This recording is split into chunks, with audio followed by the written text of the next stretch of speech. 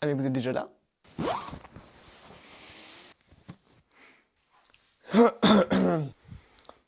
Hello there.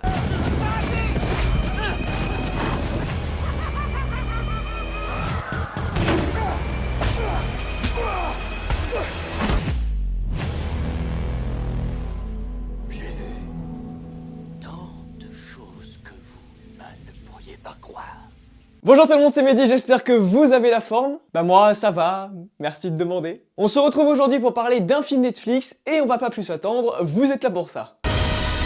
Le vaisseau est stable, Monsieur Brown. On va traverser l'atmosphère. Vous vouliez que je fouille ce tertre? Alors je vais m'exécuter.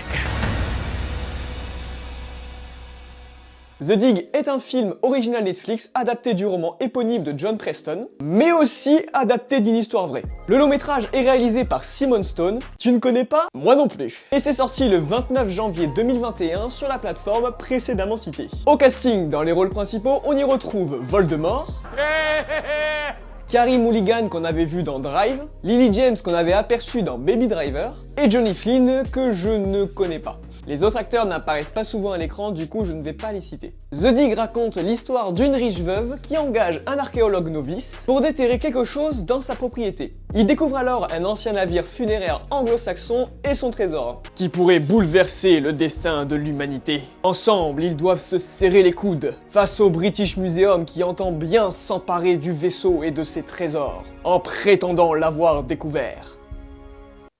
Ouais, je viens de lire le résumé d'Halluciné, ouais. Et alors ? Parce que c'est notre projet! On va couper cette critique avec une partie sans spoiler et une partie avec. Donc sans spoiler, c'est parti. Monsieur Brown est archéologue.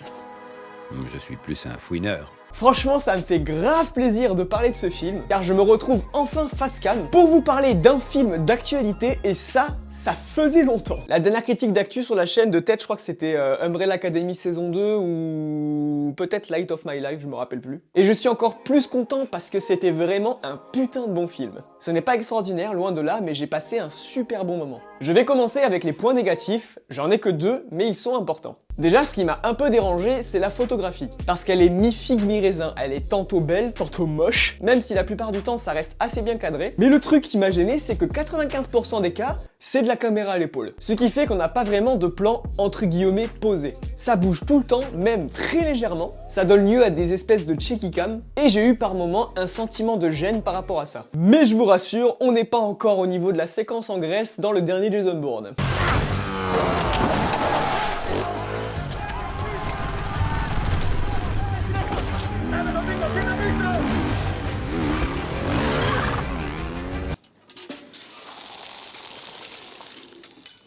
Merci Gaston.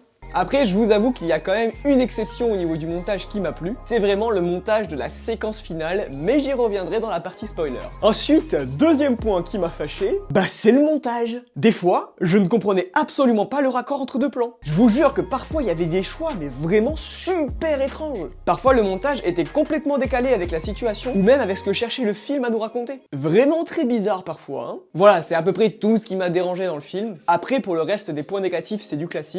Quelques personnages secondaires qui ne sont pas du tout marquants, voire inutiles, des petites fautes de rythme dans le récit, la musique jolie en accord avec le récit mais malheureusement beaucoup trop répétitive, mais voilà, rien de bien méchant. Pour le reste, je vous avoue que c'est super bien foutu. Les acteurs sont vraiment tous bons et la mise en scène fait vraiment super bien le taf dans la majeure partie des cas. Personnellement, j'ai vraiment été pris par cette histoire, c'était vraiment super passionnant à suivre. Ça montre un peu l'archéologie sous un nouveau jour, nous qui sommes habitués à voir des Indiana Jones.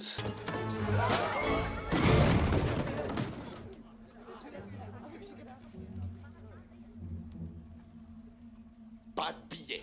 Là, c'est un film sérieux qui va traiter d'un drame. C'était assez passionnant à suivre. Après, ce qui m'a particulièrement marqué, c'est l'étalonnage et les couleurs du film. Le métrage va adopter des couleurs très désaturées. On se retrouverait même presque avec des plans flats. Et pour ceux qui ne savent pas ce que c'est un plan flat, c'est à peu près ça. Voilà, c'est un plan flat.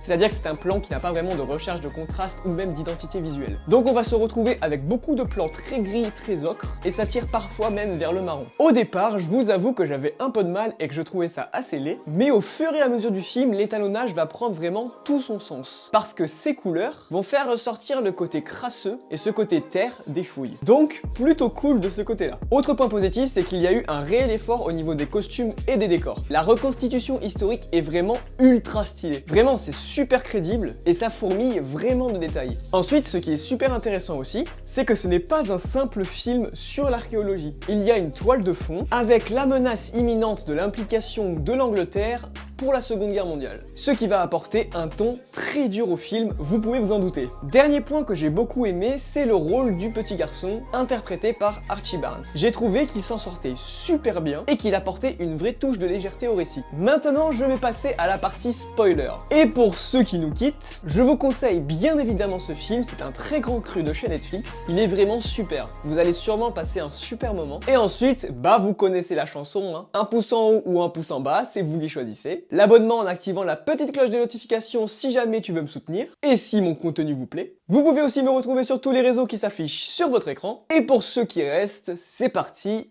on spoil. Depuis la première empreinte de main trouvée dans une caverne.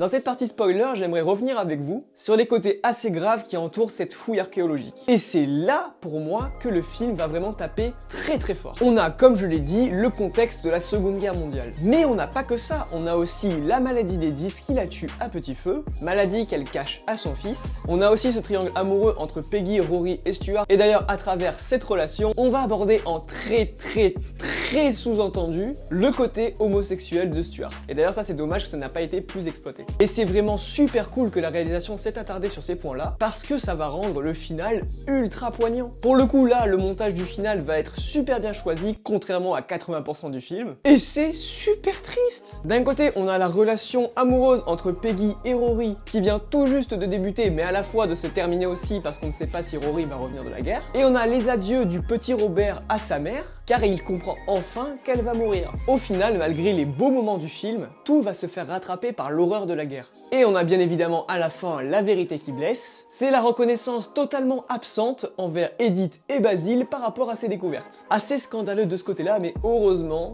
ça a changé depuis. Voilà, c'est tout ce que je pouvais vous dire sur The Dig de Simon Stone. Dites-moi dans les commentaires ce que vous avez pensé de ce film ou si vous comptez le voir. Comme d'habitude, le pouce en haut ou le pouce en bas, c'est à vous de choisir. N'hésitez pas à vous abonner en activant la petite cloche des notifications pour ne rien rater des futures vidéos. Et si vous voulez me soutenir, vous pouvez également me retrouver sur tous les réseaux qui s'affichent actuellement sur votre écran. Et moi, je vous dis à très vite pour une nouvelle vidéo. Mais d'ici là, portez-vous bien.